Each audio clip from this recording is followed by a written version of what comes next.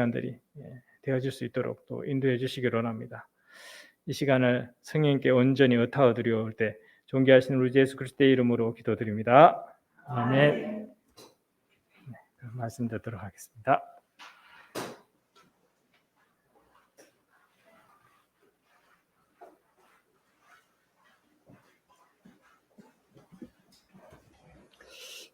안녕하십니까. 네.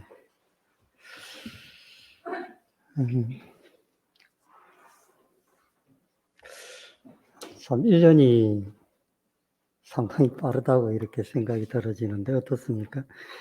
벌써 10월달, 저는 10월달 되면은 한 해 동안 내가 뭘 하고 이렇게 지냈나 이렇게 생각이 하기도 합니다.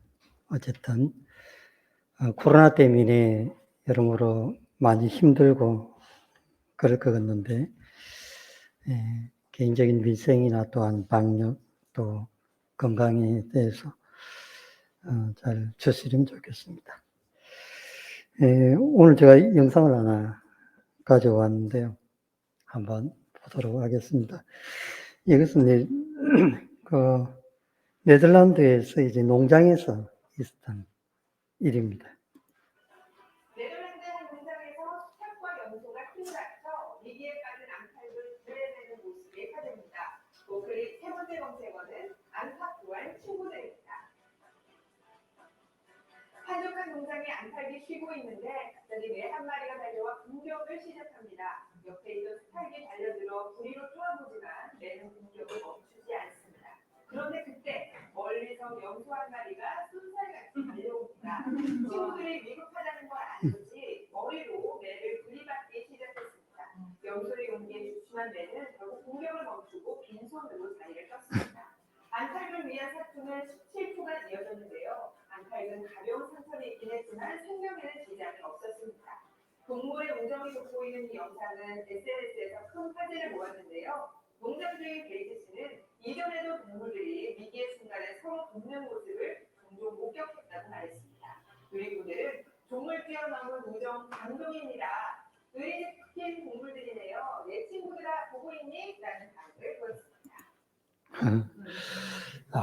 참. 매종류라 하면은 자기 먹잇감을 찾기 위해서 자기도 이렇게 사냥을 하러 다니는데 농장을 이렇게 닭이 암탉이죠. 암탉이 있는 걸 보고 혼자 있는 걸 보고 이렇게 공격을 했던가 봐요. 잡아가려고 했는데 내려와서 이제 낚아채 가려고 할 그때 이제 숫닭이 그걸 보고 야, 암탉이 잡혀가는 걸 안 되겠다 싶어가지고 숫닭이 가서 자기가 그걸 못 가져가고로 못 데려가고로 이렇게 반응을 하는데 도저히 힘이 약해가지고 안 되는 거예요. 그래서 이제 그걸 이렇게 조금 있으면 이제 낚아채고 갈 건데 그걸 멀리서 이제 염소가 그 상황을 보고 쫓아가지고 머리를 이렇게 매를 박으면서 이제 내가 빈손으로 이렇게 사냥을 못하고 간 장면입니다. 어떤 것이 느껴집니까? 위기에 처했을 때 참 도와줄 수 있는 그런 것이 친구가 있다면 얼마나 좋을까 하는 그런 생각을 해봅니다. 사실 그 17초간의 사투를 벌였는데 자기는 목숨이 달려있었던 그 시간들이었거든요. 참 이것을 보면서 참 교훈적으로 주는 것이 있다라고 생각이 들어집니다. 친구인데요. 친할 친자의 예구자. 가깝게 오래 사귄 사람이다. 동요 중에 이제 종이 다르는데도 불구하고 염소가 매를 향해서 이렇게 자기 친구를 구하기 위해서 달려드는 그 장면을 보면서 야, 놀랍다. 이런 생각을 하게 됩니다. 이와 관련돼 가지고 잠언에서 말씀이 하나 있죠. 잠언 17장 17절에 보면은 친구는 사랑이 끊어지지 아니하고 형제는 위급한 때를 위하여 낳느니라. 개정개혁 성경을 보면 약간 조금 말이 어렵습니다. 그래서 제가 현대인의 번역 성경을 가져왔는데요. 배남없이 서로 사랑하는 것이 친구이며 위급할 때 서로 돕는 것이 형제다. 끊어지지 아니하고를 이렇게 배남없이 서로 사랑하는 그런 것을 이렇게 볼 수 있었습니다. 그리고 위급할 때 낫다라고 했는데 이것은 이제 위급할 때 서로 도와주는 것을 이렇게 이야기를 하고 있습니다. 이걸 이렇게 생각을 하면서 과연 그리스도인들은 위급한 상황에서 어떻게 대처해야 되는가 그런 생각이 들었어요. 곤란하고 위급하고 절박한 그러한 상황이 벌어졌을 때 어떻게 해야 되는가. 내 인생 최고의 가치 있는 결정. 신앙인은 그런 상황을 만나게 될 때 어떻게 됩니까? 지난번처럼 은밀한 곳에 하나님의 그 은신처, 또 하나님의 도우심을 바라보는 그것을 이렇게 성경에서 말씀하고 있습니다. 그래서 최고의 은신처는 하나님 앞에 자기 도움을 구하는 그것이 되겠죠. 이와 관련해서 성경에서는 이렇게 제가 생각할 때 두 사람이 생각이 났는데요. 하나는 그 사무엘상에 있는 그 사울, 그리고 룻기에 있는 룻에 대해서 오늘 이 두 사람에 대해서 그들의 과연 믿음과 신앙은 어디에 있었는가 그것을 한번 보기를 원합니다. 사무엘상 13장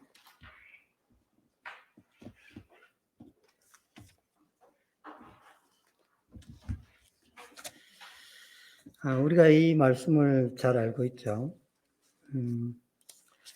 사울 왕이 이제 왕이 된 지 2년에 생겼던 일입니다.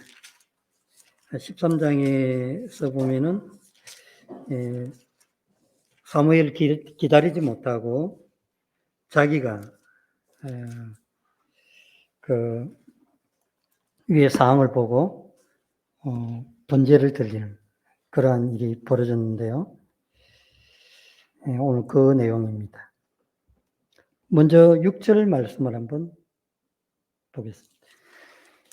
이스라엘 사람들이 위급함을 보고 절박하여 굴과 숯불과 바위 틈과 은밀한 곳과 웅둥이에 숨으며 라고 되어 있습니다. 위급한 상황. 아주 절박했던 그 상황을 지금 이야기를 하고 있어요. 그 내용은 그렇습니다. 이 3절에 보면은 13장이 이제 사울왕의 불신앙에 대한 부분을 이야기를 하고 있는데 3절을 가까이 보면은 이렇게 왜 이 사건이 일어났는가, 블레셋과 전쟁이 일어났는가 그것을 알 수가 있어요.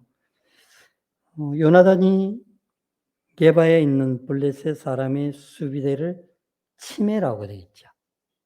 시작은 여기서 시작된 거예요. 요나단이 자기의 이제 군사들과 함께 블레셋 사람들이 그 수비대를 공격해서 블레셋 사람들에게 피해를 입혔다는 거죠. 사실 이러지 않았으면은 그런 생각을 해보게 됩니다. 사울 왕이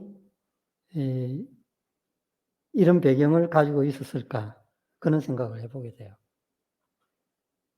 근데 우리는 그렇게 할 수가 있거든요. 어떤 일이 되어진 걸 보고, 왜 그거 일을 거슬러가지고 크게 만드는가. 지금 그 이야기거든요. 놔뒀으면 그냥 좋게 좋게 지내면 됐긴데, 부풀려가지고 왜 크게 만들었지 않은 그 생각을 가질 수가 있습니다. 근데 성경에서는 블레셋 사람들이 그 당시에 이스라엘 땅을 이렇게 가나하려고 하는 그런 가운데 있었거든요. 좋지는 않아요. 그래서 요나단은 이제 우리에게도 왕이 있는데, 하나님이 있는데, 그래서 해야 되겠느냐는 이 생각이 있었다는 거죠. 믿음에서 나온 시작이었어요. 그래서 이 사건으로 인해서 이제 사울이 이 온당이 나팔을 불고, 군대를 소집하고 그러죠. 소집하게 되는데, 5절에 보면은 블레셋 사람들이 이렇게 나오고 있습니다. 이스라엘과 싸우려고 모였는데 병거가 3만이요, 마병이 6천 명이요, 백성은 해변의 모래 같이 많더라. 그들이 올라와 베나닌 동쪽 믹마스에 진치며, 이 믹마스라는 것은 예루살렘으로부터 해가지고 동북쪽 쪽에 위치하고 있는 곳입니다. 성경에서는 그 블레셋인들이 숫자를 이야기를 하고 있죠. 병거가 3만이다. 그 철병거 있잖아요. 그 마차로 돼 있는. 이렇게 마차를 뭐렇게 해야 될까요, 이거? 다른 사람이 이렇게 공격해도 그냥 뚫고 나가는 그런 거 있잖아요. 마병. 말을 타고 이렇게 전쟁에 나갈 수 있는 그런 사람이 또 6천 명. 또 이제 거기에 따라서 또 백성은, 그게 블레셋 사람들이 따라온 그 군사들이 해변이 모래 같았더라. 먼저 13장 5절에서 왜 이것을 먼저 기록해 있을까요? 우리는 그것을 좀 주목해야 됩니다. 싸움의 승자는 어디에 있습니까? 사람의 많고 적음에 있다고 이야기하고 있지 않죠. 하나님의 앞에서 하나님께 속한 것이라고 이야기하고 있습니다. 그런데 이제 여기서 이것을 볼 때 이스라엘 백성들이 그것을 보고 깜짝 놀랐던 거예요. 왜 그러냐면은 그 당시에 그 이스라엘에서는 무기를 만드는 그러한 대장간이 없었어요. 대장장이가 없었어요. 그래서 칼을 가지고 있으면은 사울왕과 요나단, 그 외에 이제 사람들은 뭘 가지고 있었냐면은 꽃갱이 같은 거, 낫, 그런 걸 갖고 전쟁터에 나갔던 거예요. 그런데 이제 그렇게 전쟁터에 나갔는데 나가서 보니까 이 사람들은 만만치 않거든요. 창은 창, 칼이는 칼, 철병거에, 마병에 많은 사람들이 있는 걸 보고 6절에 보면은 나오고 있습니다. 이스라엘 사람들이 위급함을 보고 절박하여. 네. 절박이라는 것은 이 상황을 모면하기 어렵다는 거죠. 그래서 이 싸움에 참석한 사람이 이스라엘 군인이 한 3,000명 된다고 그리 생각을 했을 때 이 사람들이 그걸 딱 보고 몇몇은 굴에 들어가서 숨고, 수풀에 들어가서 숨고, 바위 틈에 들어가고, 또 은밀한 곳, 또 웅둥이에 가서 숨었습니다. 딱 보니까 야, 이거는 내가 저 나갔으면 내가 죽을까 싶어가지고 그렇게 안 죽으려고 숨었던 거예요. 이것을 보면서 사울의 마음은 조금 이해는 가요. 어쨌든 상은 그러한 상이었지만은 상당한 곤란, 그러한 상이 벌어졌습니다. 12절에 보면은 그래서 이제 사무엘이 이래 동안 이렇게 약속을 하고 길갈에서 만나기로 했는데 오지를 안 했어요. 전쟁 소문은 있고 블레셋 사람들은 준비를 해갖고 공격하려고 그러고 이래가 됐는데도 사무엘은 오지가 않고 그래서 이제 12절에 보면은 이에 내가 이르기를 블레셋 사람들이 나를 치러 길가로 내려오겠거늘 내가 여호와께 은혜를 간구하지 못하였다 하고 부득이하게 번제를 드렸나이다. 번제를 드리자마자 누가 왔어요? 사무엘이 왔죠. 여기서 사무엘은 사울 왕에게 대해서 책망을 합니다. 어떤 책망이었습니까? 이 제사는 번제는 제사장만 드리는 거예요. 그런데 사울이 한 행동 뭡니까? 자기가 하나님 앞에 드렸다는 거죠. 제사장이 해야 될 부분을 자기 스스로 이 난국을 해결해 보려고 제사를 드렸다는 거예요.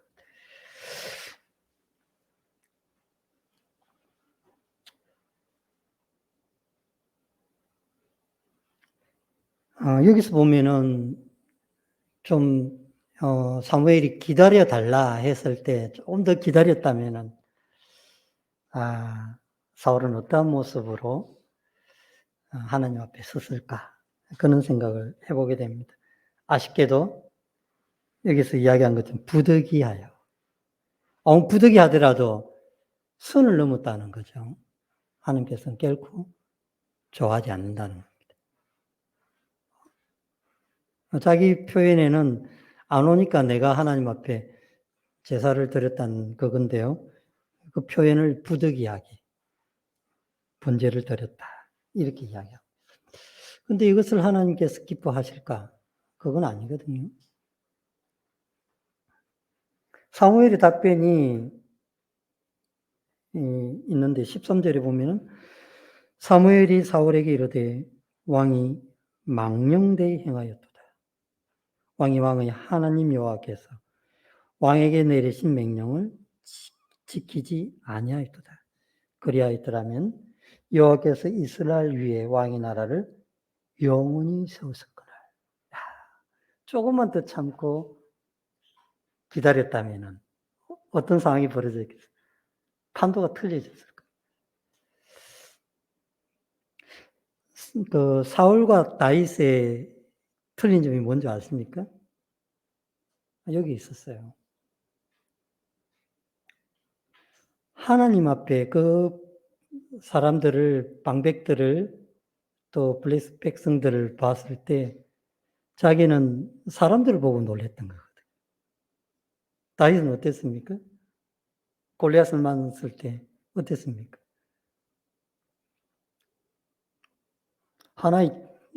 하나님께서 나를 도와주시면은 내가 승리하리라. 그런 믿음을 가지고 있었어요.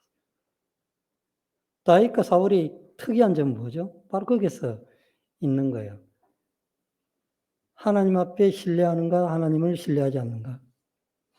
하나님께서는 여기서 어쨌든 간에 사무엘이 느껴온 부분에 대해서 사울이 어떠한 태도를 취했는가, 그걸 보시지 않았는가. 저는 그런 생각이 들어요. 그 부분에 대해서 우리는 어떻게 생각합니까? 하나님을 의지하지 않고 자기의 힘으로 나아갈 때 결코 승리할 수 없다는 것을 우리가 잘 알고 있습니다. 이 부분에 대해서 시편에서 분명히 이야기하고 있는데 시편 146편을 한번 볼까요?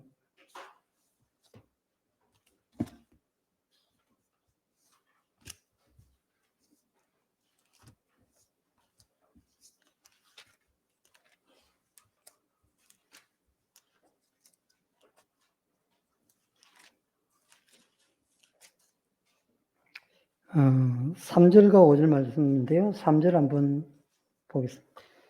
지인들을 의지하지 말며 도울 힘이 없는 인생도 의지하지 말지. 5절 야곱의 하나님을 자기의 도움으로 삼으며 여호와 자기 하나님에게 자기의 소망을 두는 자는 복이 두다. 이게 틀린 점이었어요.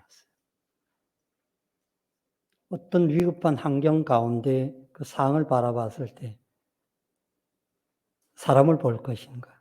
그 가운데서 하나님을 볼 것인가?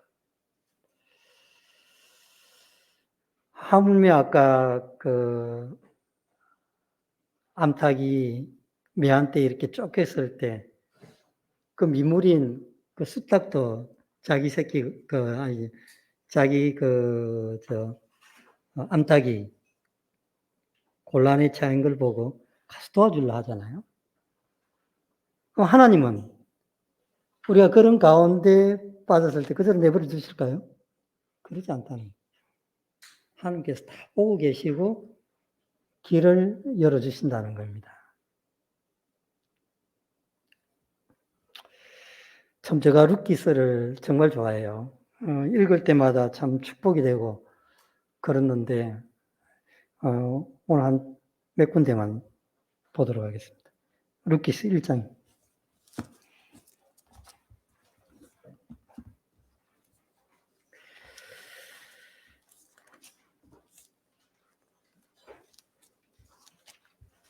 진짜 사사시대 때 그 영적으로 암흑기에 어떻게 이방인이 이러한 믿음을 가지고 있었을까?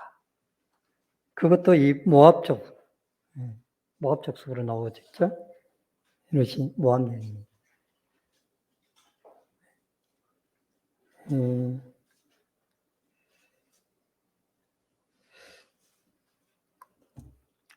1장 16절입니다.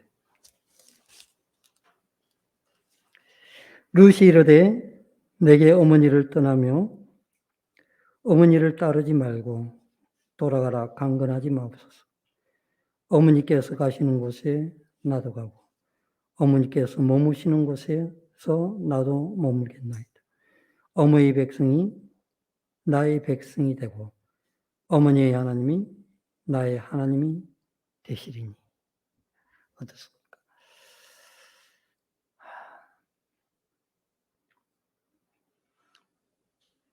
믿음 아래서 나오미가 분명히 하나님에 대해서 가르쳤을 거예요. 우리 조상들에 대해서, 조상이. 그들을 애굽 땅에서 홍해를 가르치고 또 강야 40년 동안 먹이시고 또한 어떻겠습니까? 여호수아를 통해서 가나안 땅을 들어가게. 여리고 성을 생각을 했을 때 어떻습니까? 나팔 소리에 무너지고. 참 이러한 일들은 사람이 할 수 없는 거죠. 그 하나님.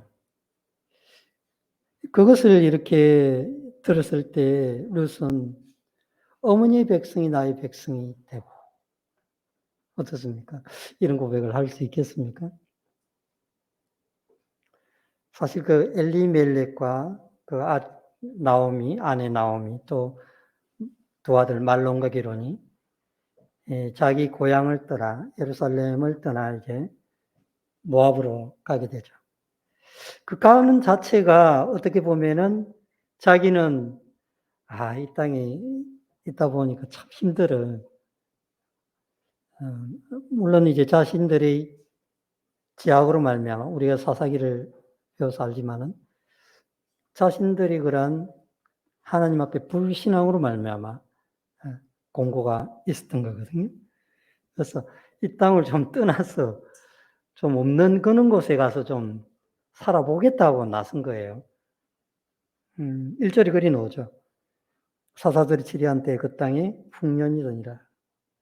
유다 벨렘의 한 사람이 그 아내와 두 아들 데리고 모압 지방에 가서 거류. 이 거류라는 것은 잠시 있다가 돌아올 겁니다. 이 생각으로 갔어요. 그런데 어떻게 됐습니까? 그냥 눌러 앉아서 아들들까지 결혼을 시켜버렸죠.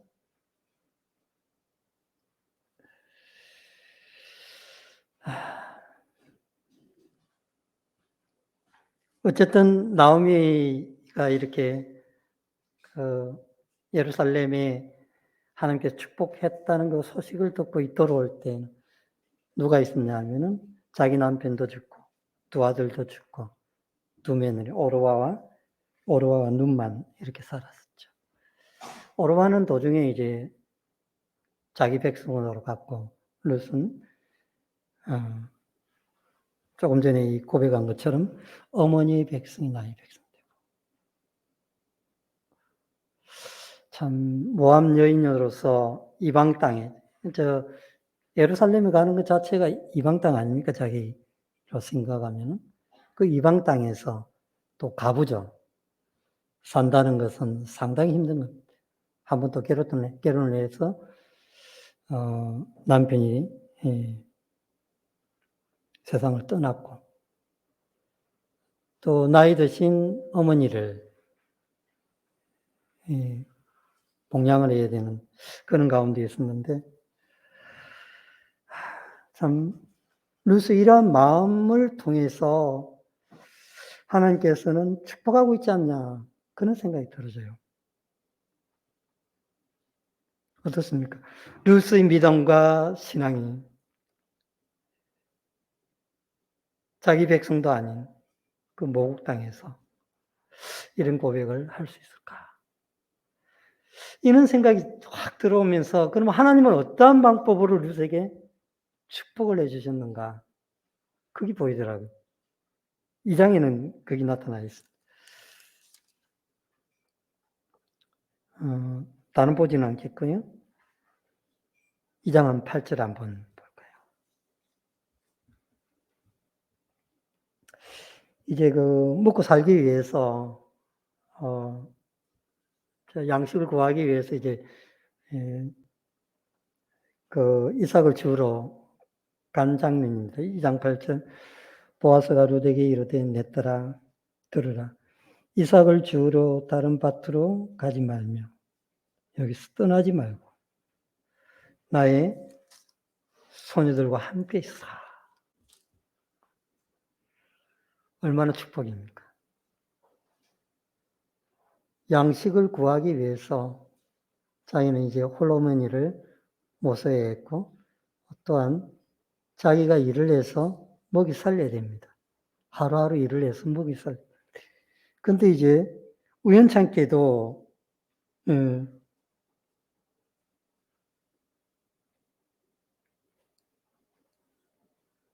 룻이 간 경우가 이렇게 1절에 보면 나오미의 남편 엘리멜렉의 친척인 유력한 자가 있으니까 이는 보아스라. 보아스의 밭에 간 거죠. 참 이렇게 가는 것도 참 하나님께서 그를 축복해 주시기 위해서 인도하셨는데 더군다나 이제 보아스로부터 그 이야기를 들었은 거예요. 추수 때까지. 이삭을 주우러 다른 데로 가지 말고. 얼마나 기뻤을까 저는 그런 생각을 해요. 최근에 저한테 이제 있었던 일인데요. 제가 이제 한 주유소에서 일한 지가 11월 5일이 되면은 만 3년이 돼요. 근데 이제 호탄동에 있는 주유소가 이제 폐업을 하게 돼서 이제 한 이틀만 더 다니면 이제 폐업을 하게 됩니다. 폐업을 하고 이제 남아있는 그 저장된 탱크를 팔면 한 보름 안에 처리를 다 한다 하더라고요. 그걸 생각을 할 때 갑자기 그냥 하늘이 새까매지는 거잖아요. 무슨 어떻게 일을 해야 되는데 일을 하고 어떻게 거기서로부터 이제 양식을 구하고 그렇게 해야 되는데 폐업을 하게 되면 직장을 그만둬야 돼요. 물론 제가 우체국에서 지금 집중국에서 일을 하고 있지만은 그 생각이 확 밀려오는 거예요. 앞에 일들이 이렇게 고민이 좀 많이 되더라고요. 사실 지금 제가 마스크를 벗지 않고 이렇게 마스크를 쓰면서 말씀을 드리는데 제가 앞니가 한 개 나갔습니다. 그리고 이게 앞에 이가 4개가 지금 흔들려서 다 빼야 된대. 아, 치과 치료비가 이렇게 비싼 줄 몰랐어요. 기백만 원씩 올라가는데. 하여튼, 그런 상황인데, 룻기를 제가, 읽으면서, 이렇게 막 이제 듣다 보니까, 룻은 어땠는가? 그 생각이 들더라고. 그러니까 그런 곤란한 가운데 있었을 때 하나님께서 그를 인도하시고 축복하시는 그것이 이렇게 생각이 나면서 이 말씀들이 생각이 나는 거예요. 그래서 토요일 날 어저께는 우리 사장님도 그래요. 한 달 조금 쉬었다가 한 11월 달쯤 돼서 다시 보면 어떻습니까? 그렇게 이야기를 하길래 시간대를 어쩔 겁니까? 그래서 이제는 저는 토요일 날 일 안 할 겁니다. 그랬거든요. 그래서 아마 시간은 조금 들고 수익은 조금 줄어들어도 아마 많은 돈은 아니지만 아마 일을 할 수 있을 것 같다는 생각이 들어요. 그래서 한 달 동안 좀 시작해서 어떻게 이야기는 그렇게 됩니다. 어째 가봐야 알지만 이런 것을 겪으면서 룻을 생각을 할 때 하나님 앞에서 하는 그러한 결정과 또한 하나님께서 그를 구하시고 인도하시는 이러한 장면에서 역시 하나님께서 믿음에 대한 대가로서 축복하신 것 같다. 그런 생각이 들었습니다. 2장 10절을 한번 보면은 아주 이제 그 이야기를 들었을 때 룻의 태도가 나와요. 룻이 엎드려 얼굴을 땅에 대고 절하며 그에게 이르되 나는 이방 여인이거늘 당신이 어찌하여 내게 은혜를 베푸시며 나를 돌보시나이까. 이거 있을 수 없는 일이거든요. 근데 이제 보아서 그걸 알았어요. 이 사람이 가부고, 또 오르바는 모압 땅에서 자기 동서는 살고 있고,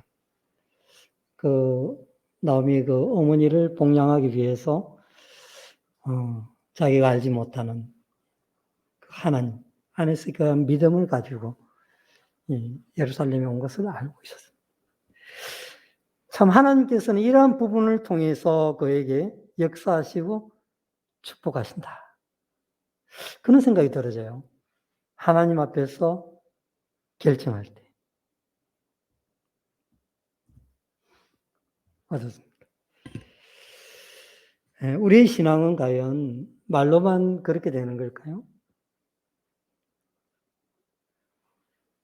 실경함 속에서 하나님께서 하나님 앞에서 결정을 했을 때 하나님께서 책임져 주시는 그러한 믿음을 우리가 볼 수 있다라고 생각이 들어집니다. 아까 다시 한번 볼까요? 시편 146편.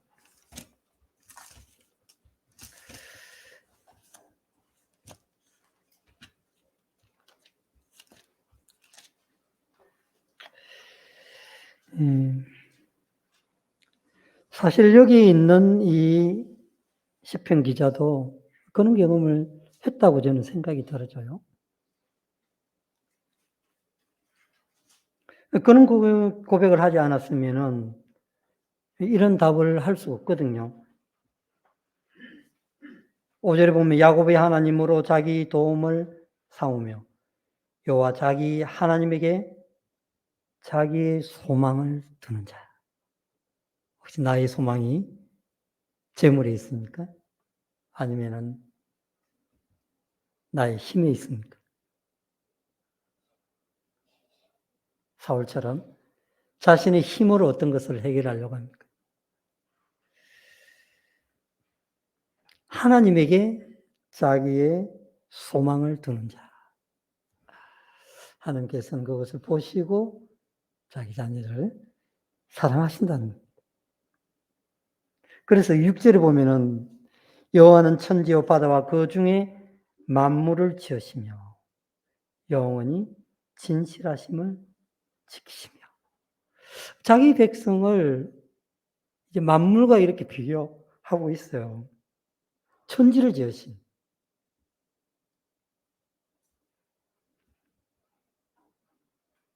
그 창조주 하나님을 생각하면서 그 하나님께서 너를 도와주지 않겠느냐. 이 이야기죠.